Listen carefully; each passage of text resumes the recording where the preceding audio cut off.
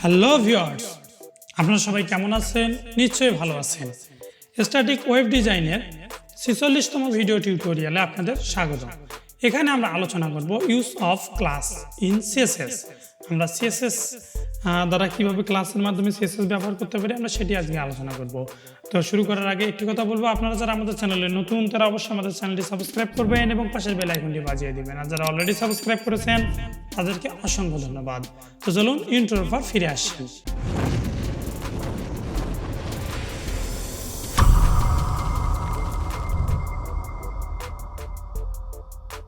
তো ভিউয়ার্স, বরাবরের মতোই আপনারা আপনাদের HTML and CSS ফাইলটি ওপেন করে নেবেন। নেওয়ার পর আমরা এখানে দেখব যে আমরা কিভাবে এখন ক্লাস ব্যবহার করতে পারি। তো আমরা এখানে আমাদের যে প্যারাগ্রাফটি রয়েছে এটা আমরা ধরেন 5টি করে নিলাম।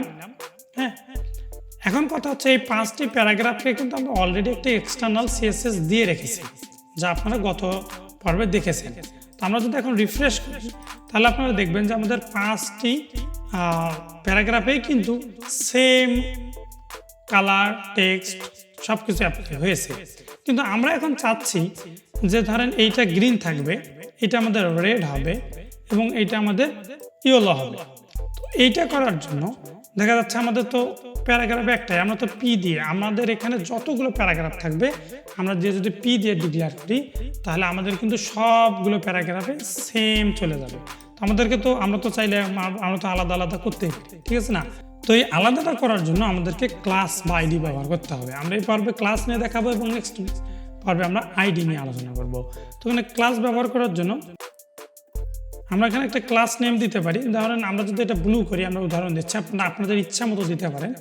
তো আমরা এখানে ধরেন যে এই কালারটা আমরা এখানে ব্লু দিতে চাচ্ছি, ব্লু। তো আমরা এখানে ক্লাসের নামটি ব্লু দিলাম এবং ধরেন এইটা তো আমাদের গ্রিন রয়েছে, তো আমরা ধরেন এইটাকে আমরা ইয়েলো দিব, ঠিক আছে? ইয়েলো, ঠিক আছে? আমরা এখানে ইয়েলো দিয়ে সেভ করলাম এবং যদি আমরা রিফ্রেশ করি আমাদের কিন্তু কোনো পরিবর্তন হবে না, কারণ এটাকে আমাদের আবার এখানে কোড লিখতে হবে। তো আমরা এখানে ব্লুকে দিব। তো ব্লুকে দেওয়ার জন্য আমাদের হচ্ছে BLUE, তারপর হচ্ছে আমাদের সেকেন্ড ব্র্যাকেট, এর নিচে আমাদেরকে লিখতে হবে। ধরেন আমরা সেম ট্যাগটি এখানে ঢুকাই দিচ্ছি,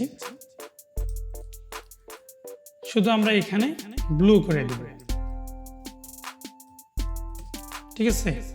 দিয়ে যদি আমরা সেভ করে দেই এবং আমরা যদি রিফ্রেশ করি তাহলে দেখুন তবুও কিন্তু কোনো চেঞ্জ হয়নি, কারণ আমরা যখন ক্লাস ব্যবহার করবো সরাসরি ট্যাগ নাম দিয়ে দিব তখন আমাদের এরকম ডিরেক্ট ডিলে হয়।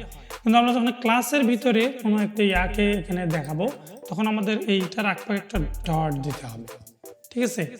এই ডটটি দিয়ে আমরা যখন লিখব দিয়ে যদি আমরা এখানে এখন রিফ্রেশ করি তাহলে দেখবেন যে আমাদের এইটা কিন্তু ব্লু হয়ে গিয়েছে। এবং আমরা এর নিচে আরেকটি দিব, সেটি হচ্ছে ইয়েলো ডট কার্লি ব্রেস এবং এইটার মাঝখানে আমরা এটা দিয়ে দিলাম ইয়েলো, ঠিক আছে? দিয়ে যদি আমরা এখন সেভ করে দেই এবং যদি আমরা রিফ্রেশ করি তাহলে দেখবেন আমাদের এটা ইয়েলো হয়ে গিয়েছে। তো মূলত ক্লাসের কাজ এটি, আরও অনেক কাজ রয়েছে, আমরা ধীরে ধীরে সেগুলো দেখব।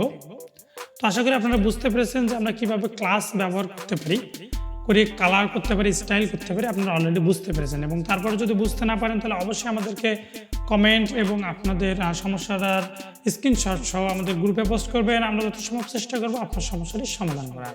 তো সবাই সে পর্যন্ত ভালো থাকবেন। নেক্সট ভিডিও টিউটোরিয়াল দেখার আমন্ত্রণ জানিয়ে আজকের ভিডিও এখানে শেষ করতেছি। যাওয়ার আগে একটি কথা বলবো, আপনারা যারা আমাদের চ্যানেলে নতুন তারা অবশ্যই আমাদের চ্যানেলটি সাবস্ক্রাইব করবেন এবং পাশের বেল আইকনটি বাজিয়ে দিবেন। আর যারা অলরেডি সাবস্ক্রাইব করেছেন তাদেরকে অসংখ্য ধন্যবাদ। তো দেখা হচ্ছে নেক্সট ভিডিও টিউটোরিয়ালে। সবাই ভালো থাকবেন। Tata, bye bye.